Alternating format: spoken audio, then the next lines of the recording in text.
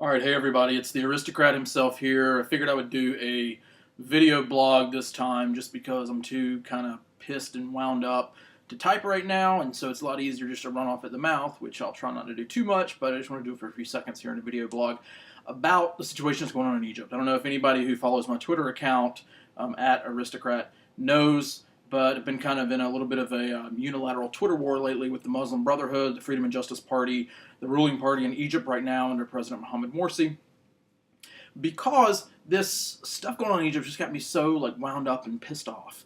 As I think everybody pretty much knows by now, some random nutjob fringe crazy dude did some random crazy fringe nutjob video clip somewhere out on the internet the other month actually, and somehow it got found and picked up on, actually aired on Egyptian TV, even though Americans are getting blamed for airing it. We didn't. No U.S. network would carry it or even clips of it. Egyptian TV and Egyptian network carried some clips of it, aired it out there. Some Islamists used it as an excuse to get mad and go storm the American embassy, even though it had nothing to do with the American government.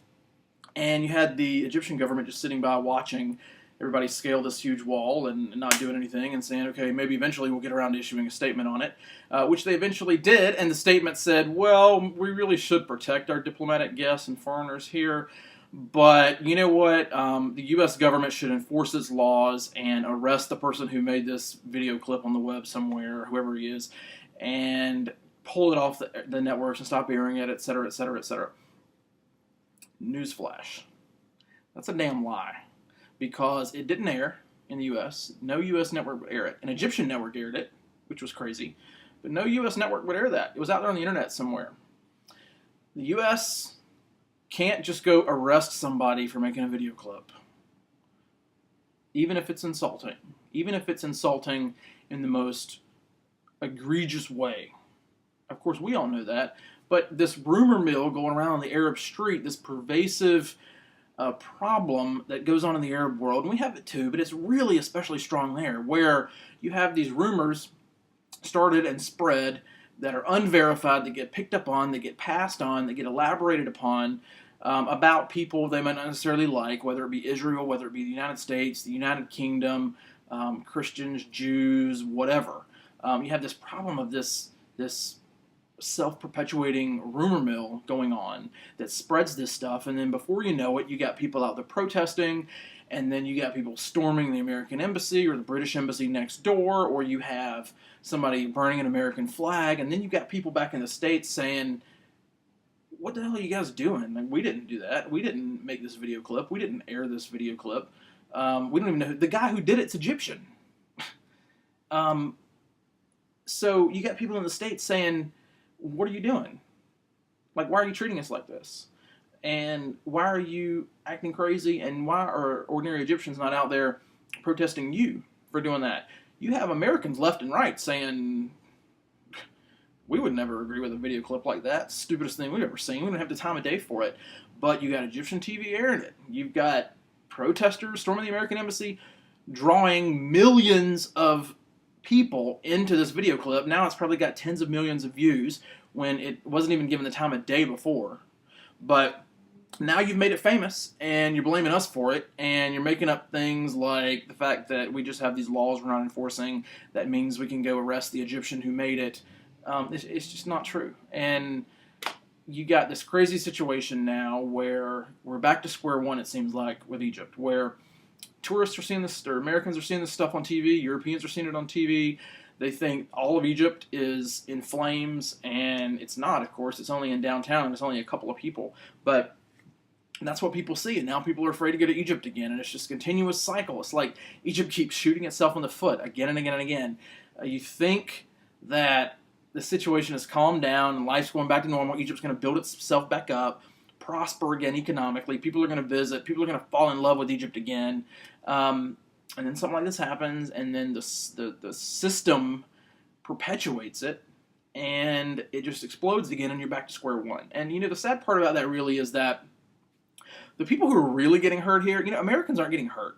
I mean, you know what? We can spray paint over, we can paint over the graffiti, we can put up a new flag, we can repair the broken glass.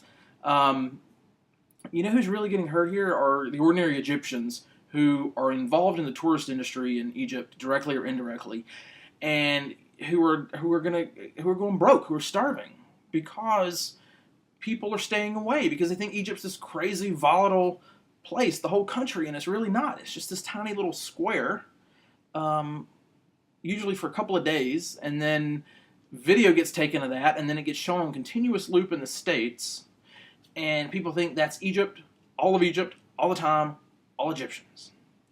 And you got the taxi drivers who are trying to feed their kids and they're starving. And you got the shopkeepers who are closing their shops, who aren't even bothering to go out and hassle tourists anymore because there just aren't enough tourists on the streets for them to be out in the streets to make it worth their time to go hassle them. You know, it used to be that a papyrus seller could spend a couple of hours out in Medani Tahrir, the main square in Cairo, or the Qasr Bridge, and get a tourist or two an hour come by. You know, they may pitch 100 on selling them a $20 piece of papyrus. It's really worth 2 cents. They pitch 100, and then one of them takes it, and you've made a pretty good salary after a couple of hours doing that, you know, a couple of times for Egypt. But they're not even out there anymore. They don't even bother because just the volume of tourists coming through is just so low that it's not even worth their time to stand out there all day when they're not even going to make anything. I mean, they might as well go shine somebody's shoes for 2 cents when, you know, they're probably not going to make 2 cents an entire day out there trying to scam tourists selling them papyrus anymore. So, you know, it's really the waiters, the hotel maids, the cooks in the restaurants, the tour guides that are trying to, you know, find somebody going to the pyramids, take them around and talk to them for 15 minutes and make $3. It's, you know, all these ordinary Egyptians out there who are really the ones that are going to suffer because of this stuff, because it's just this never-ending cycle of madness that goes on, and it's just crazy. I mean, you know, two things need to happen on both sides. Americans need to stop thinking that all of Egypt, all the time, is what you see on CNN, MSNBC, and Fox News. Okay? It's not. You're seeing B-roll, a continuous loop of something that happened for 1 day or 1 hour or 30 seconds that played over, and every time somebody talks about Egypt again, they go back to those same clips from 3 weeks ago or 3 months ago or whenever. People need to realize that Egypt is more than Medani Tahrir. It's more than Tahrir Square in central Cairo. Even when the revolution was going on, the other cities in Egypt were normal. It was kind of like Wichita.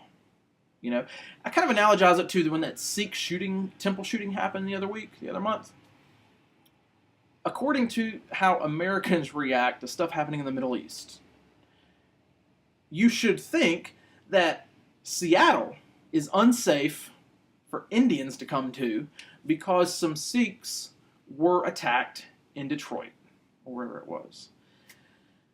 We know that's not the case. And even in Detroit, even an hour, you know, that was an isolated incident. It got played on continuous loop, but it's not representative of the experience of visiting Detroit. Just like it's certainly not representative of the experience of visiting Nebraska. But, you know, all of Egypt's not the same, just like all of America's not the same. And just because something happens once, an isolated incident, just because it happens a couple of times doesn't mean it's happening all the time, doesn't mean it's going to happen. You know, it's kind of like flying a plane. You think, oh, we heard of a plane crash one time, so I'm not flying a plane anymore. That's kind of like people saying, I'm not going to Egypt because I see on CNN. If you get your worldview from CNN or Fox News or NBC or ABC, sorry for you. You're missing out. But the other thing that needs to happen on the other side of the coin here is people in the Middle East, the Arab world, have got to stop feeding into this Arab street rumor mill that is psycho, where you believe something somebody told you and embellished without any corroboration because the target of the rumor is somebody you don't like. Okay, so if it's the United States is said to have done this, then it must be true, right? Because it's the United States. Oh, and also throw in that it probably had something to do with Israel too, because we don't like them, and so they had to have something to do with it. You know, the United Kingdom is an ally, so they probably were involved too. But this rumor mill process that goes on the Arab Street is a pathology that really does feed into the cycle of causing overreaction and discouraging people from coming to Egypt. And Egypt is in economic collapse right now because, in part, of this process. I mean, you can't help the fact that the revolution went on. You know, that was a pretty incredible thing that happened. But the cycle of violence and reaction and overreaction and a lack of acting civilized in response to political events or things that are offensive is just dragging this country and this region down unnecessarily. And, you know, the funny thing is, it's not funny, it's no friggin' joke, but you have, you know, Asia, for example, the Asian economies, the Asian people, sprinting forward. U.S. is kind of treading water, you know, I think, economically. But the Arab world is darting backwards. And this cycle is accelerating it. So, you know, we have to, on both sides, realize, you know, in the U.S. and on the Arab street, we've got to realize that you know, what's going on, what goes on in the other's habitat, for lack of a better term, is probably not what we, who have never even been there and don't know anything about it, think it is, okay? I battle my family all the time, my parents especially, about what Egypt's like and what goes on there. And every time something airs on Fox News, I get a call saying, hey, are you being kidnapped? It happens all the time. And, you know, I sort of go out of my way to stress the fact to them, no, you're crazy. I'm sitting here, I'm having tea, everything's fine. I'll turn the camera phone around for you if you want to see it, but everything's fine, despite what you're seeing on CNN, okay? But that's got to stop. And also, the Arab street rumor mill that demonizes the West and the U.S. and has this contradictory view of it from what the individual in the Arab world sees the West as. Because if you ask ordinary Egyptians, ordinary Arabs, what they think of Americans, they like them. You know, they may say they have some problem with their government, but when I'm over there with groups of Americans and friends and things like that, and we're out driving around and riding around, people love us, you know, and they want to come up, they want to engage, they want to talk, they want to go to America, they want us to get them a visa, they want us to bring them an iPhone, but then when you put it sort of, when you aggregate it up at the macro level, when it becomes abstract, when you're talking politics, then all of a sudden we become the demon. And there's just a disconnect there that's just got to collapse, because the Arab world is never going to progress into the 21st century even, unless it progresses beyond this pathology that has plagued it throughout the 20th century. And it's a sad state, but you know what? There are people who are building bridges furiously, trying to meld these two communities. And, you know, we get frustrated.